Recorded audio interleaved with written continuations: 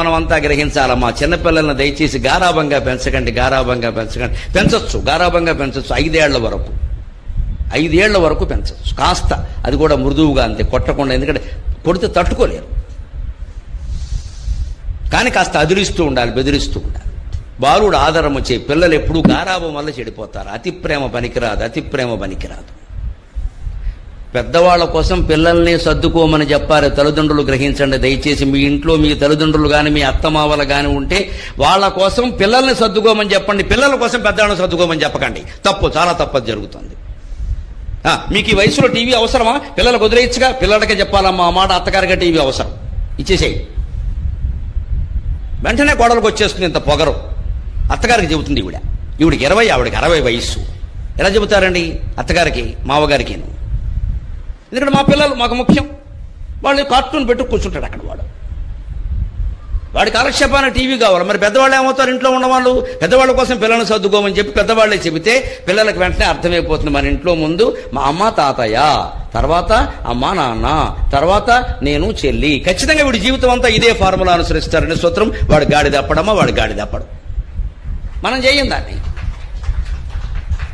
పెద్దవాళ్ళకి చెబుతాం, మీరు సర్దుకోవచ్చుగా. చిన్నపిల్లల వాళ్ళు ఏంటమ్మా చిన్నపిల్లలు, చిన్నపిల్లలకే చెప్పాలి, పెద్దవాళ్ళకి చెప్పొద్దు.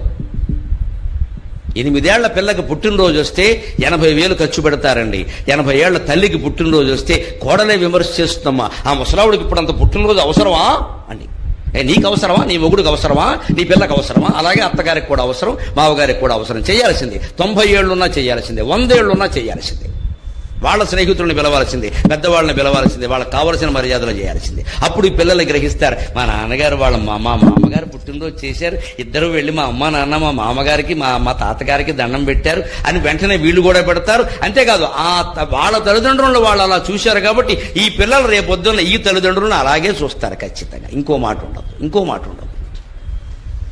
మనం ఏం చేస్తాం? మన తల్లిదండ్రులు మనం వృద్ధాశ్రమంలో పారేసేసి పిల్లల్ని ఇంట్లో పెట్టుకుని పిల్లలకి మాత్రం తల్లిదండ్రులను జాగ్రత్తగా చూడవలను. ఇదో స్వార్థం. ఎక్కడ మీ అమ్మా నాన్న నువ్వు ఓల్డేజ్ హోమ్లో పారేస్తావా? నీ పిల్లలు మాత్రం నేను జాగ్రత్తగా చూడాలి. ఇందాక చెప్పానే, పాపాలన్నీ దేవుడు తీసుకోవాలి, పుణ్యాలు మన ఖాతాలో ఉండాలి. అందుకే పిల్లలు ఎప్పుడు పిల్లల మనస్తత్వం అండి, మనం చెప్పినట్టు చెయ్యరమ్మా, మనం చేసినట్టు చేస్తారు. గమనింతురుగాక. పిల్లలు మనం చేసినట్టు చేస్తారు, మనం చెప్పినట్టు చెయ్యరు. మనం ఏం చేస్తే చేస్తాం. మనం ఇంట్లో తల్లిదండ్రులను గౌరవిస్తే వాళ్ళు ఖచ్చితంగా గౌరవిస్తారు పెద్దవాళ్ళని. ఎవరు అప్పుడు వీళ్ళు గౌరవించే సమయం వచ్చేసరికి వాళ్ళు ఉండరుగా, ముసలాళ్ళు వీళ్ళేగా ఉండేది, వీళ్ళని గౌరవిస్తారు.